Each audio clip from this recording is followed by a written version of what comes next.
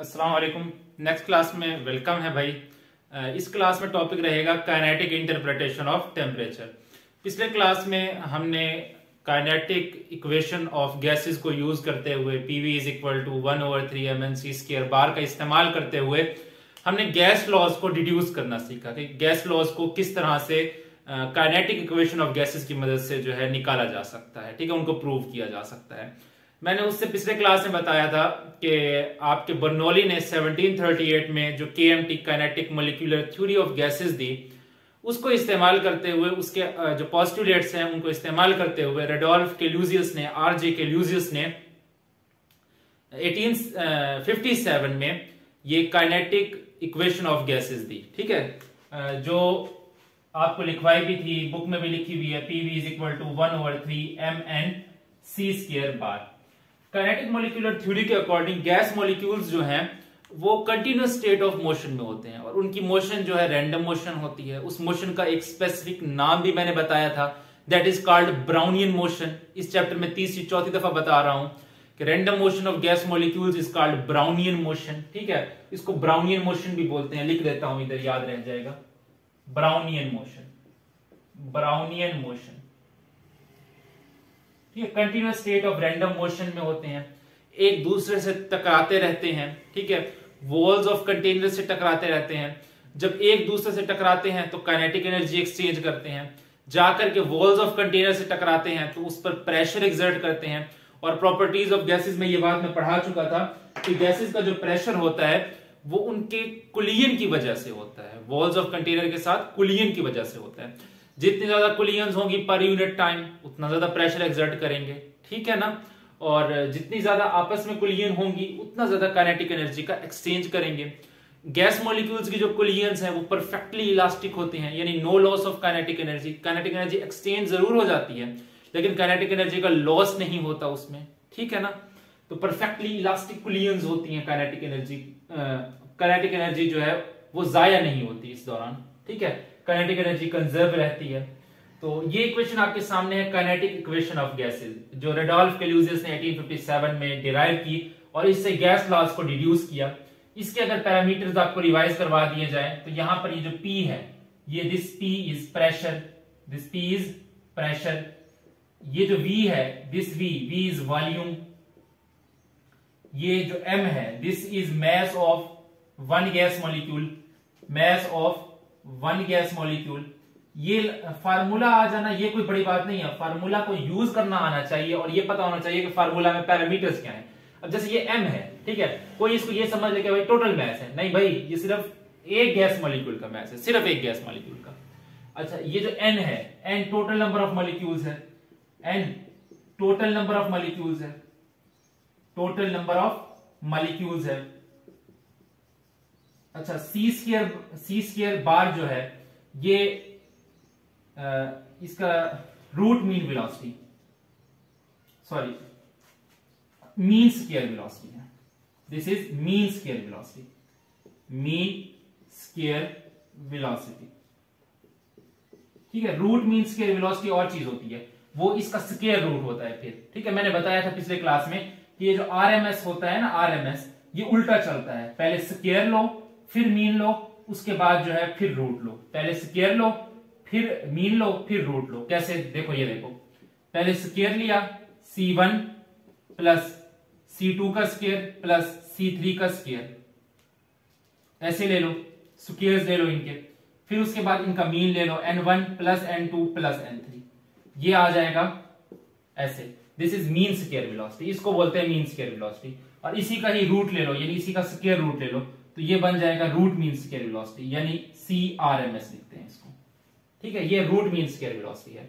यहां पर ये जो है ये सिर्फ मीन स्क्वायर वेलोसिटी है, ठीक है, यानी स्क्वायर लेकर के उसका मीन यानी उसका एवरेज लिया हुआ है, ठीक है। मीन, मॉड, मीडियन, ये पता होगा आपको, मैंने ही बताया था पिछली क्लास में क्या चीजें होती हैं। रिपीट करें तो मीन सिंपल एवरेज होता है, मीडियन जो होता है मिडिल मोस्ट वैल्यू होता है, मोड जो होता है मोस्ट रिपीटेड वैल्यू होती है। तो ये पैरामीटर्स आपको पता होने चाहिए कि PV is equal to 1/3 mnc square bar में ये क्या क्या चीजें हैं, ठीक है। P pressure, V volume, M mass of one gas molecule, N total number of molecule, C square bar mean square velocity है, ठीक है, मीन स्क्वायर वेलोसिटी। रूट नहीं लगाना क्योंकि इसका स्क्वायर रूट नहीं लिया हुआ, ठीक है। इसका स्क्वायर लेकर सिर्फ मीन ले रखा है, ठीक है, मीन स्क्वायर वेलोसिटी है। इस गैस इक्वेशन का इस्तेमाल किया जाए, देखो इस्तेमाल करते हैं। PV इज इक्वल टू, इसको 2 से मल्टीप्लाई भी कर दूं, 2 से डिवाइड भी कर दूं, कोई मसला नहीं, मल्टीप्लाई बाय 1/3 mnc² बार, ठीक है। PV is equal to 2/3 multiply by 1/2, 2 को इधर ले आया, 3 को उधर ले गया, mnc² बार। अब ये देखो, ये जो है ये काइनेटिक एनर्जी का एक्सप्रेशन बन गया। काइनेटिक एनर्जी क्या होती है, ये देखो, kinetic energy is equal to 1/2 mv²। एक मॉलिक्यूल की काइनेटिक एनर्जी ऐसे होती है ना, इसको अगर हम अपने लिहाज से लिखना चाहें तो कैसे लिखेंगे, E के, केमिस्ट्री में ऐसे लिखते हैं काइनेटिक एनर्जी को, E के energy kinetic is equal to 1/2 m, और ये जो v² है, v² इसकी जगह मीन स्क्वायर वेलोसिटी रखेंगे, यानी ये वाली वेलोसिटी, v² की जगह मीन स्क्वायर वेलोसिटी लिखेंगे, ठीक है, c² बार, ठीक है। ये एक गैस मॉलिक्यूल की काइनेटिक एनर्जी है, ये एक गैस मॉलिक्यूल की काइनेटिक एनर्जी है, क्योंकि यहां पर एक गैस मॉलिक्यूल का मैस है। अगर n गैस मॉलिक्यूल्स की काइनेटिक एनर्जी लें, यानी एक कंटेनर में जितने भी मॉलिक्यूल्स हैं सबकी काइनेटिक एनर्जी आ जाए उसमें, तो फिर यहां पर n का फैक्टर भी ऐड करेंगे, n का फैक्टर भी ऐड करेंगे, तो ये बन जाएगा 1/2 mnc² बार, ठीक है। ये टोटल मॉलिक्यूल्स, अगर एक मॉलिक्यूल की निकालनी हो तो फिर कैसे निकलेगी, फिर 1/2 mc² बार ऐसे निकलेगी, ठीक है। ये सिर्फ एक मॉलिक्यूल की, हमें जिससे कंसर्न है, हमें सिर्फ एक मॉलिक्यूल की काइनेटिक एनर्जी से कंसर्न है, हमें सिर्फ एक मॉलिक्यूल की काइनेटिक एनर्जी से कंसर्न है, ठीक है जी। आओ जी, अब देखो ये जो n है, n को निकाल करके मैं अलग कर लेता हूं, n को निकाल करके अलग कर लेता हूं। PV is equal to 2/3 n multiply by 1/2 mc² bar, mc² bar, ये एक गैस मॉलिक्यूल की काइनेटिक एनर्जी आ गई, ठीक है। ये एक गैस मॉलिक्यूल का मैस है, मल्टीप्लाई बाय ये उस गैस मॉलिक्यूल की मीन स्क्वायर वेलोसिटी है, तो PV बराबर आ जाएगा 2/3 n मल्टीप्लाई बाय E के, यानी काइनेटिक एनर्जी एक गैस मॉलिक्यूल की, काइनेटिक एनर्जी एक गैस मॉलिक्यूल की। अगर हम 1 मोल गैस में, अगर अपने पास 1 मोल गैस है, तो यहां पर नंबर ऑफ गैस मॉलिक्यूल कितने होंगे, एवोगैड्रोस नंबर होंगे ना, Avogadro's number of gas molecule होंगे, तो PV बराबर आ जाएगा 2/3 number Avogadro's multiply by kinetic energy of one gas molecule. समझ आ गई बात की, इतनी बात क्लियर हो गई। ये इक्वेशन निकालनी आ गई, कैसे निकालेंगे, ठीक है। इस इक्वेशन को नाम दे देते हैं इक्वेशन 1 का। जनरल गैस इक्वेशन मुझे कहती है कि PV बराबर होती है nRT के, ठीक है, PV बराबर है nRT के, क्योंकि यहां पर देखो हमने एवोगैड्रोस नंबर ऑफ मॉलिक्यूल ले रखे हैं, तो यहां पर ऑटोमेटिकली 1 मोल हो जाएगा, यहां पर ऑटोमेटिकली 1 मोल हो जाएगा। तो जब यहां पर 1 मोल होगा तो PV is equal to 1 RT, PV बराबर आ जाएगा RT के। इसको इक्वेशन 2 का नाम दे दो, समझ गए बात को। तो अब 1 और 2 में देखो लेफ्ट हैंड साइड सेम है, PV है, यहां भी PV है, यहां भी PV है, यहां भी PV, तो दोनों इक्वेशंस को कंबाइन कर दो। ये मैं मिटा देता हूं यहां से, इन दोनों इक्वेशंस को कंबाइन कर दो। कंबाइन करने पर कैसे दिखाई पड़ेंगी, देखो कैसे, हाँ यूं कर लेते हैं, 2/3 Na E के इज इक्वल टू R, ठीक है, समझ आ गई बात की। ये देखो 2/3 Na E के यहां पर लिख दिया, RT इधर लिख दिया, इक्वेशन कंपेयर हो गई, नई इक्वेशन बन गई। अब देखो नई इक्वेशन को कैसे यूज करेंगे, यहां से जो है हम काइनेटिक एनर्जी का एक्सप्रेशन निकाल सकते हैं, E के का एक्सप्रेशन निकाल सकते हैं। तो E के को इधर ही रहने दो, काइनेटिक एनर्जी को, 3 को उधर ले जाओगे मल्टीप्लाई हो जाएगा, 3RT हो जाएगा, 2 को उधर ले जाओगे, यहां मल्टीप्लाई हो रहा है, उधर जाकर के डिवाइड हो जाएगा, 2 Na नंबर एवोगैड्रोस इधर मल्टीप्लाई हो रहा है, उधर आकर के डिवाइड हो जाएगा ओवर Na। तो ये इक्वेशन क्या बन जाएगी, 3RT over 2Na, 3RT over 2Na। ये फार्मूला आपको याद रखना है, 3RT ओवर 2Na, ठीक है। ये जब मैं KMT पढ़ा रहा था तो मैंने ये फार्मूला तब बताया था, तो मैंने कहा था कि ये डिराइव करना इससे बाद में सिखाऊंगा। तो अब देखो ये ऐसे डिराइव होता है, ठीक है।